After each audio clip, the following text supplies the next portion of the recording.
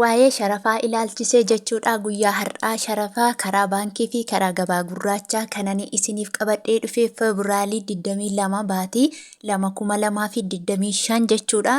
Sharafni meeqaan akka jiru egaa akkuma beektan guyyaa sadiin akkas caalaa irraa tureetiin jira. Inni immoo sababiin ani kanas irraa ture immoo viidiyoo kakkaan ejjechaan ture. Viidiyoo isa kaan irraa vaaraalii yookiin immoo viyuu irra caalaa kan argadhu viidiyoo isa kaan irraati jechuudha. Irra caalaatti viyuu guddaa kan argadhu viidiyoolee warra kaan irratti jechuudha. Isiniinis immoo isiniin dagannee amma isinii deebi'een jira jechuudha. Egaa akkuma beekamu sharafni torban darbanii xiqqoo gadi qannasee ture. Har'a immoo akkuma beekamu karaa gabaa gurraachaatiin sharafni ol ka'eetiin jira jechuudha. Bakka duraatti deebi'uutti jira. Kanaafuu egaa walumaan ilaalamee qaan akka ture jechuudha. Egaa nagaas immoo hin daganne nagaan koo lafaaf bakka jirtan isiniif haa baay'atu. Hordoftoota jaallatamtoota kabajamtoota maamiloota kiyyaa. Kanattaan sun immoo namoonni mana koof haaraa taatan subscribe all irra godhadhaati maatii kochi dabalamaa viidiyoolee adda addaa yeroo hojjedhu akkas biraan ga'u akkasumas immoo obboleewwan keessan bira akka ga'uuf immoo laayikii godhaa isiniin jedha. Egaa hanan isinii fide immoo karaa baankii fi karaa gabaa gurraacha wal bukkee qabee isinii fidee dhufeen jira jechuudha. Akkuma inni tokko baankii barbaadu tokko immoo gabaa gurraacha barbaada. Kanaafuu fedhii lamaan keessanii eeguuf murteesseeni jechuudha. Egaa tokkoffaa irratti yoon isinii ka'ee Ameerikaa doolaarirraan isinii ka'a jechuudha. Ameerikaan doolaarri tokko karaa ethioblakmarket.com yookiin karaa gabaa gurraachaatiin guyyaa har'aa 148.13 oolee jira jechuudha. Egaa akkuma beekamu guyyaa darbe yeroon isinitti hime gara 146 ture har'a dabalee jira jechuudha. Dabalataan immoo karaa baankiitiin jechuudha. Guyyaa har'aa Ameerikaa doolaarri tokko karaa baankiitiin 124.0 yookiin duwwaa'aan oolee jira jechuudha. Inni itti aanu immoo Awustiraaliyaa doolaaridha. Awustiraaliyaa doolaarri tokko karaa ethioblakmarket.com 94.20 oolee jira. Akkasuma karaa baankiitiin immoo 78.15 oolee jira jechuudha. Awustiraaliyaa doolaariin. Inni itti aanu Kanaadaa doolaaridha. Kanaadaa doolaarri tokko karaa ethioblakmarket.com yookiin karaa gabaa gurraachaatiin 104.15 oolee jira.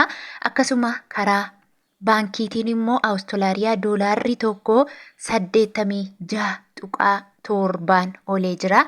Inni itti aanu yuuroodha. Yuuroon tokko karaa ethioblakmarket.com yookiin karaa gabaa gurraachaatiin 155.7 oolee jira. Akkasuma karaa baankiitiin immoo yuuroon tokko 129.4 oolee jira jechuudha. Inni itti aanu Swiss firaankiidha. Swiss firaankiin tokko karaa ethioblakmarket.com yookiin karaa gabaa gurraachaa 165.14 oolee jira. Akkasuma karaa baankiitiin immoo Swiss firaankiin tokko 136.5 oolee jira jechuudha. Inni itti aanu paawundi sterlingiidha. Paawundi sterlingiin tokko karaa ethioblakmarket.com yookiin karaa gabaa gurraachaa 187.23 oolee jira. Akkasuma karaa baankiitiin immoo paawundi sterlingiin tokko 152.78 oolee jira jechuudha. Inni itti aanu Swiidin kiroonidha. Swiidin kiroon tokko karaa gabaa gurraachaatiin 13.74 oolee jira. Akkasuma chaayinaa heewwan tokko karaa gabaa gurraachaatiin 20.43 oolee jira. Karaa baankiitiin immoo chaayinaa heewwan tokko 16.67 oolee jira. Inni itti aanu Kuweet diinaaridha. Kuweet diinaarri tokko karaa gabaa gurraachaa 480.45 oolee jira jechuudha. Akkasuma inni itti aanu immoo Joordaan diinaaridha. Joordaan diinaarri tokko karaa gabaa gurraachaatiin guyyaa har'aa 208.91 oolee jira. Akkasuma Oomaan Riyyaalli tokko karaa gabaa gurraachaatiin 385.35 oolee jira. Dubaay diraamni tokko karaa gabaa gurraachaa yookiin karaa bilaak maarketiitiin tuqaa 36 oolee jira jechuudha. Karaa baankiitiin immoo Dubaay Diraamni tokko 33 tuqaa 76 oolee jira jechuudha. Akkasuma Saudi Arabiyaa riyaalli tokko karaa ethioblakmarket.com yookiin karaa gabaa gurraacha 39.51 oolee jira. Egaa karaa gabaa gurraachaatiin jechuudha siistemii warra Saudi Arabiyaatiin akka oolee guyyaan har'aa jechuudha. Namoonni maallaqa guddaa qabdan maallaqa guddaa yeroo isiniin jedhu 2,200 olitti warri qabdan guyyaa har'aa 27 ooleera jechuudha. 27 jechuun koo maallaqa qabdan jechuudha. 3,000 yoo qabaatte fakkeenya 3,000 baay'isuu 1,000 hiruu 27 jechuudha. Yeroo tokkoon ishee 27 jechuun meeqa ta'a yoo jettan 37 jechuudha. Tokkoon riyaala 37 jechuudha. Guyyaa har'aa homaan jedhu hojjedheetiin jira jechuudha. Akkasuma namoonni maallaqa garmalee xiqqoo qabdan immoo 27.50 ooleera. Isinis akkamitti baay'istu fakkeenyaaf jechuudha. 1,000 yoo qabaatte 1,000 baay'isuu 1,000 hiruu 27.50 jechuudha. Akkas jechuun immoo birrii meeqa jechuudha? Tokkoon ishii riyaalli tokko birrii 36 fi adii jechuudha. Sinii galuu danda'a. Sheer isumallee deebistanii hiruu dandeessu jechuudha.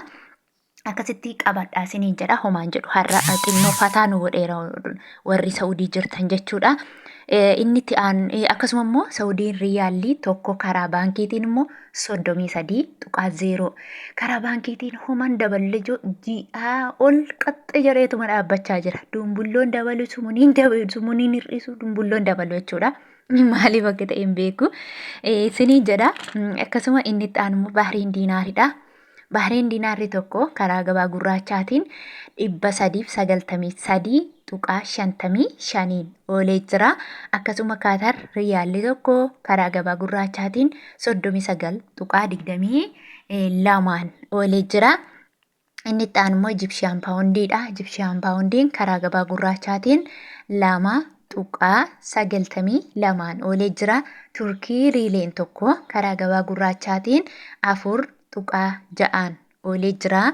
Yemen riyaalli tokko karaa gabaa gurraachaatiin 0.59 oolee jira.